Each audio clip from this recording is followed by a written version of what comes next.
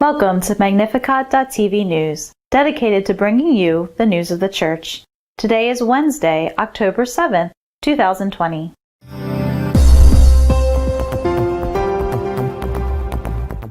The Pope has published his third encyclical, entitled All Brothers, and dedicated to universal fraternity. It was signed at the tomb of St. Francis.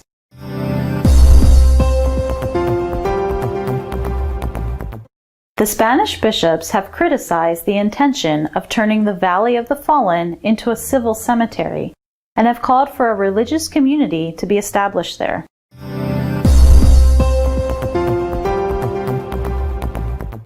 Cardinal Volki of Cologne has warned in Rome of the real risk of a schism in Germany due to the Synod of the Church that is taking place there.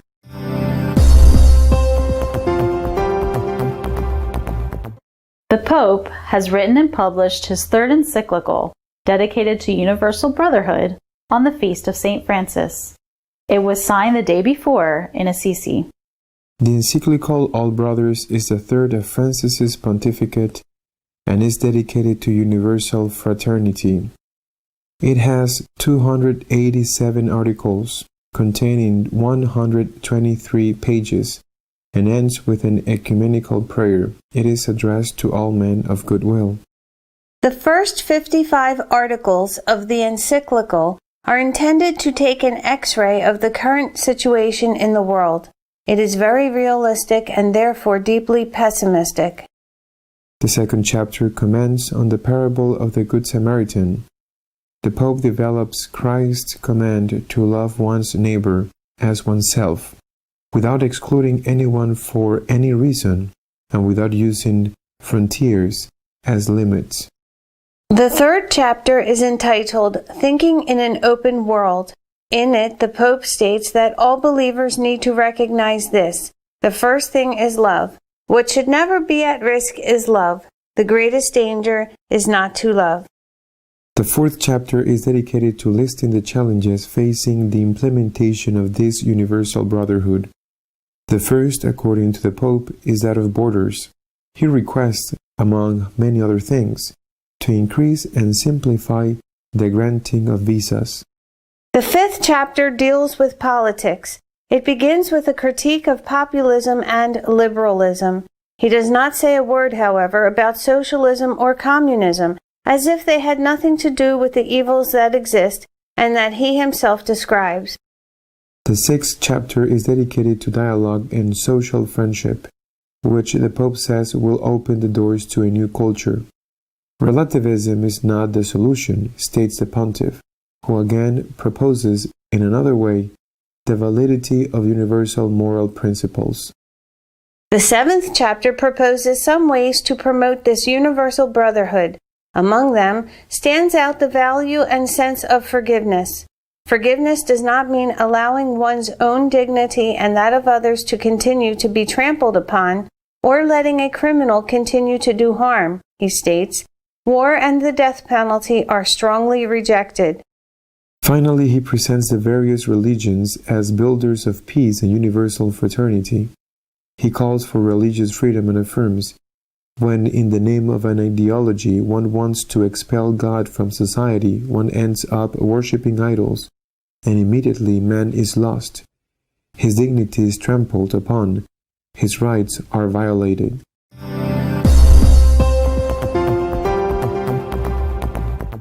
The Valley of the Fallen must remain a church served by a religious community. The Spanish bishops have asked the government. The Spanish bishops have called it anachronistic that the government wants to turn the Valley of the Fallen into a civil cemetery. They defend the permanence of the cross as a sign of reconciliation and of a religious community. This was indicated by the General Secretary and spokesman of the Spanish Episcopal Conference, Monsignor Luis Arguello, in the press conference following the meeting of the Permanent Commission. It is anachronistic to talk about civil cemeteries, he said, adding that at present, parish cemeteries welcome all those who want to be buried, believers and non-believers, people who have an understanding of life in one way or another. The bishops are concerned about the Democratic Memory Act, But not just because of the Valley of the Fallen. It is always serious to want to write a kind of official history and then want to become an educational model, highlighted Monsignor Arguello. Regarding the great cross that presides over the Valley of the Fallen, the prelates see it as a sign of reconciliation, and for this reason they believe it should remain, even if the place is resignified. They also ask that the basilica remain and that there be a religious community to maintain worship.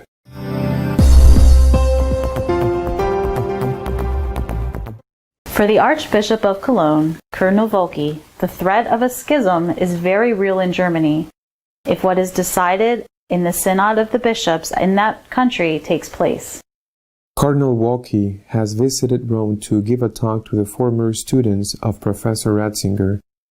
In that talk, he deepened his well-known criticism of the process of the Synodal Assembly of the Church in Germany. But he raised the tone of it by pointing out the possibility of dramatic consequences. The Archbishop of Cologne assured former students and former colleagues of the theological teaching of the Pope Emeritus that there is a serious danger that in the German synodal path good and evil are being mixed. Volki explained that in the current debates there is often talk of a further development of teaching. This should not lead to complete opposition to the teaching authority of the Church of other times. The Synodal Forum seems to want to consciously prepare for the ordination of women in an attempt to give a response to the sensitivities of many who consider the exclusion of women from ordained ministries to be unfair.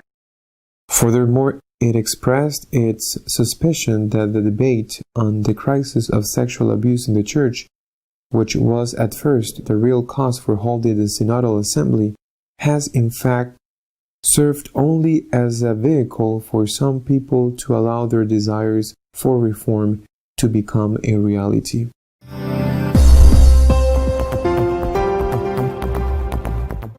Our editorial this week is dedicated to commenting on the need to return to Franciscan spirituality in order to face the problems of the Church and in the world. Esta semana, de nuevo, ha sido una semana convulsa. Las noticias que llegan de Roma sobre los supuestos posibles fraudes multimillonarios hacen que parezca una nube de cuchillos desenvainados que vuelan por los aires y que matan a unos y a otros, o el honor, por lo menos, de unos y de otros. Conviene recordar que es fundamental la presunción de inocencia.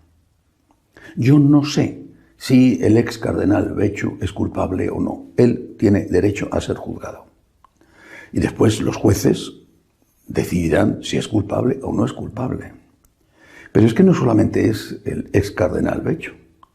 Se ha sabido que el Papa tenía una cuenta privada, querida por él desde el año 2015, para sus obras de caridad personales, con la cual de ahí ha sacado dinero para ayudar, por ejemplo, a obispos en situaciones difíciles, diócesis en situaciones difíciles, y que de esa cuenta le han robado o han desaparecido también posiblemente, porque hasta que no haya sentencia y no haya juicio no se puede saber con certeza, pues le habrían robado 25 millones de dólares aproximadamente.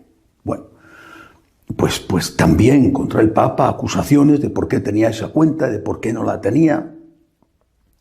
Repito, tenemos que tener mucho cuidado en respetar para todos la presunción de inocencia, para el cardenal Becciu, para el Santo Padre, para cualquiera.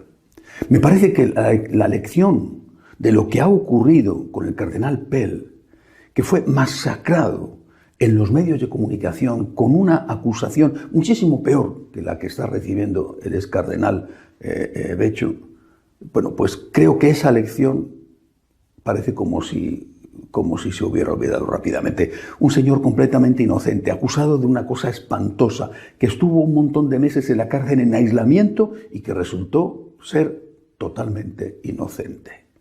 Si no respetamos la presunción de inocencia para todos, insisto, esto es una carnicería que no hace más que daño a la verdad, a la justicia, a la Iglesia. Y quizá sea eso lo que buscan unos y otros. Por eso me parece providencial que el Santo Padre esté este sábado en Asís, junto a la tumba de San Francisco, para firmar su encíclica sobre la fraternidad universal. No fue San Francisco el primero que habló de ello, pero desde luego sí el que lo inmortalizó con su famoso cántico de las criaturas. Pero la fraternidad universal de la que habla San Francisco no tiene nada que ver con el culto a la Pachamama o con otras veleidades paganas. Para San Francisco, la fraternidad, que somos todos hermanos, también con las cosas, con los animales, con las plantas, procede de que todos somos criaturas de Dios. San Francisco no dice que todos seamos hijos de Dios, somos hijos de Dios por el bautismo, aunque el término hijo quizás se puede ampliar en un sentido, emplear en un sentido más amplio, más general. Pero el catecismo nos enseña que la filiación divina nos viene dada como una filiación adoptiva por el sacramento del bautismo. Sin embargo, San Francisco sí dice que somos todos hermanos. Somos hermanos en tanto que criaturas de Dios. Pero esa fraternidad de que habla San Francisco, esa fraternidad universal, presupone la fe en la existencia de Dios, en la existencia de un Dios creador, un Dios amor, que crea por amor. Si quito a la fraternidad universal la fe en la existencia de Dios, no me queda nada, queda una bonita frase. Para San Francisco, esa fraternidad implicaba para las criaturas algo que hacían de forma espontánea y natural. El hermano Sol, la hermana Tierra, la hermana Luna, la hermana Muerte, alababan a Dios con su propia existencia, pero implicaba para el hombre, consciente de la fraternidad, de esa fraternidad, implicaba para el hombre una acción de gracias, obras de agradecimiento hacia el Dios creador, en el que creía, obras de agradecimiento hacia los hombres y obras de agradecimiento hacia Dios a través de las criaturas. Privado de esto, no tiene sentido hablar de fraternidad universal. Tenemos que volver al verdadero espíritu de San Francisco. Y ese espíritu de San Francisco es, ante todo, la fe en Dios. Para San Francisco era su oración preferida. Cristo era su Dios y su todo. Mi Dios y mi todo. Decía una y otra vez, mi Dios y mi todo.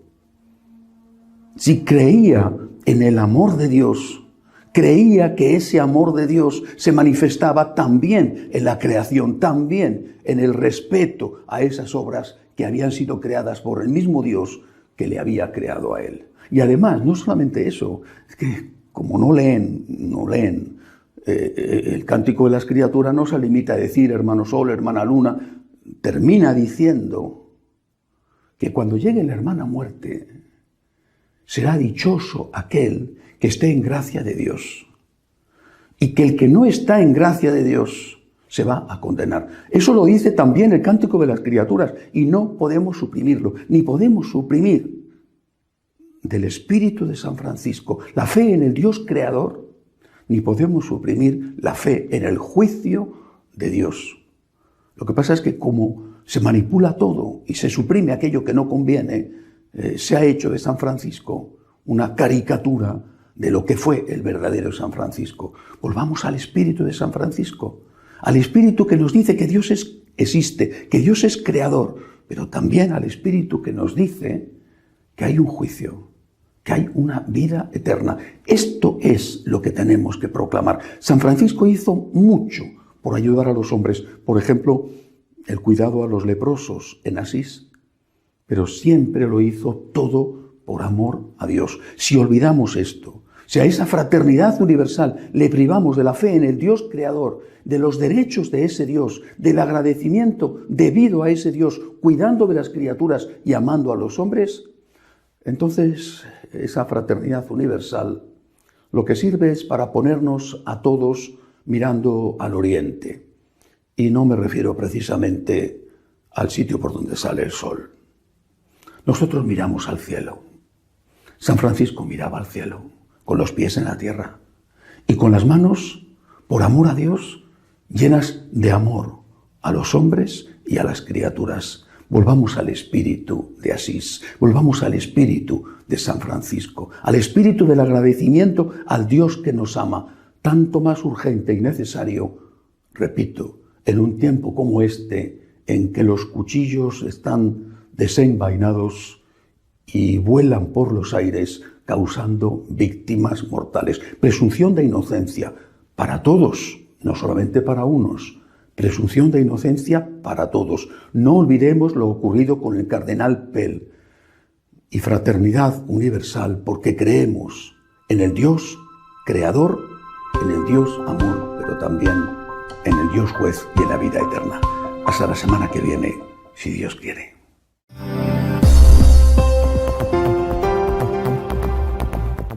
If you wish to be up to date on what is happening in the Church, please follow us online at www.catholicosonline.org. We will see you next week, God willing.